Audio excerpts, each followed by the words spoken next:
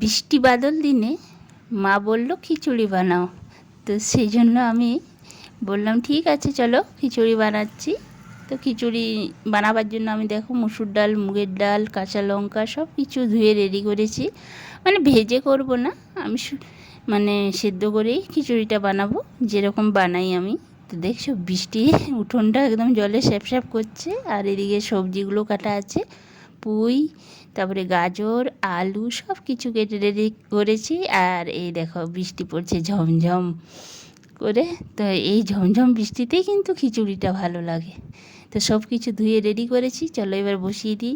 নমস্কার সবাইকে, কেমন আছো সবাই? পাপিয়া কি নতুন ব্লগ ভিডিওতে স্বাগত। তো দেখো বৃষ্টির দিনে খিচুড়ি না হলে আমাদের বাঙালিদের কি জমে। তো জলটা বসিয়ে দিয়েছি গরম হওয়ার জন্য, আর মশলাগুলো রেডি করেছি।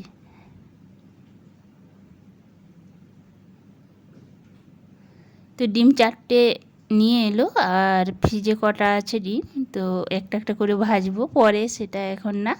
তো জলটা গরম হয়ে গেছে, তো চাল ডালটা আমি দিয়ে দিচ্ছি, মুসুরির ডাল, মুগের ডাল আর চাল। জলটা গরম হওয়ার পরে দিয়ে দিলাম কাঁচা লঙ্কা আর সব সবজিগুলো। ছেঁকা খেয়ে গেছি, গরম হয়ে গেছে তো হাঁড়িটা, সেই জন্য। পরিমাণ মতো নুন দিয়ে দিলাম।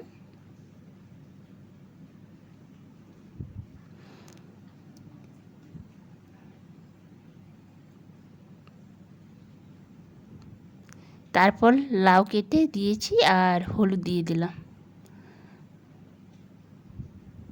দেখো এখনই অনেকটা হয়ে এসছে যেন, কিন্তু এখনও অনেকটা বাকিও আছে। তো টমেটো কেটে দিয়েছি। মা বলল এই বৃষ্টির দিনে খিচুড়িই করব না, মানে আমাকে মোনা বলে মা। তো বলি ঠিক আছে খিচুড়ি করব চলো। তো সেই জন্য আজ খিচুড়ি বানাচ্ছি। তো হয়ে এসছে খিচুড়িটা প্রায়। আমি পেঁয়াজ, আদা, রসুন এবার ভেজে দিয়ে দেব।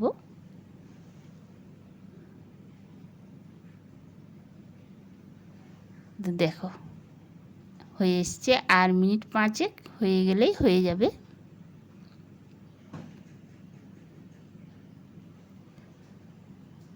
তো এদিকে আমি ফ্রাইং প্যানটা বসিয়ে দিই তেল গরম করতে।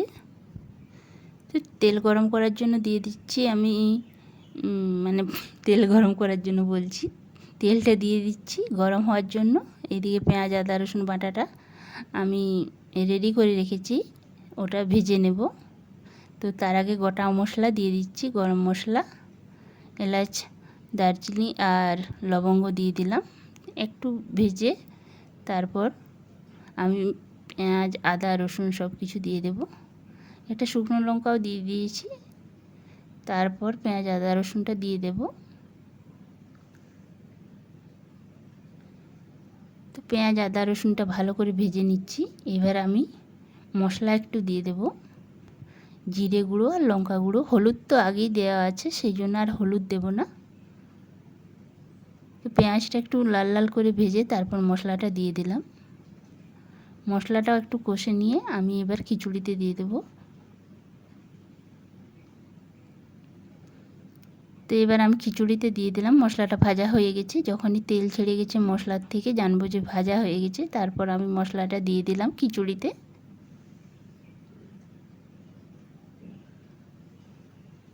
ব্যাস আর 1-2 মিনিট হলেই হয়ে যাবে খিচুড়িটা।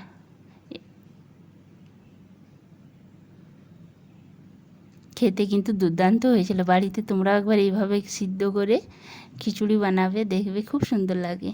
এই দেখো সব ডিমগুলো আমি বের করে নিয়েছি, এবার একটা একটা ভেজে নেব।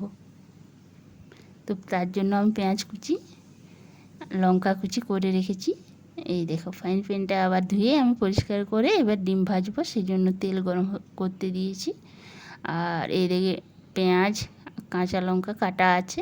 আর খিচুড়িটা দেখছো কী সুন্দর হয়েছে, মানে শক্তও না নরমও না, মানে মাখো মাখো হয়েছে, দারুণ হয়েছে। আর একসাথে আমি 4টে ডিম ভেজে নিয়েছি, একটা একটা আর ভাজলাম না, অনেকটাই দেরি হবে সেই জন্য। তার আমার ছেলেরা, আমার বর, আমার শ্বশুরমশাই সবাই খেতে বসে গেছেন, তারপর আমরা বসবো। তো তারপর ডিম ভাজবো। তো সবাই ভালো থেকো, দেখা হবে নতুন ভিডিওতে।